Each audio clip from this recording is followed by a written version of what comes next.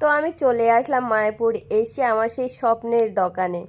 আর মায়াপুর এসছি আর এই দোকানে আসবো না তাই কখনো হয়? তো কি কিনলাম না কিনলাম সব কিছুই তোমাদেরকে বাড়িতে গিয়ে শেয়ার করব।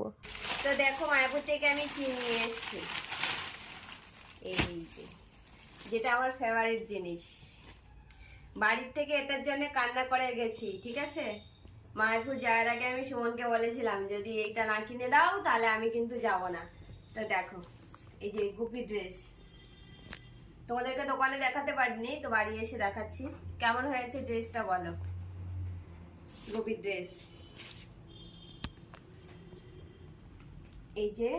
আর এই যে ব্লাউজ পিস, এটা ব্লাউজ পিস বানাতে হবে, এখনো বানাইনি, বানানো ছিল না।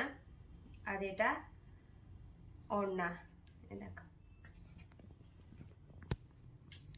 তো কেমন হয়েছে ড্রেসটা আমার অবশ্যই কমেন্টস করে জানাবে, ঠিক আছে। আর যারা মায়াপুর গেছো অবশ্যই এই গুপি ড্রেস নিয়ে এসছো, বিশেষ করে মেয়েরা। আর মেয়েদের তো এটা হচ্ছে পছন্দের জিনিস। তো এখন আমি এখনো পরিনি, তো পরে আমি রিলস বানাবো তোমাদের সাথে। আর নেক্সট বার যখন আমি মায়াপুর যাব তো এই ড্রেসটা পরে ওখানে অনেকগুলো রিলস বানাবো।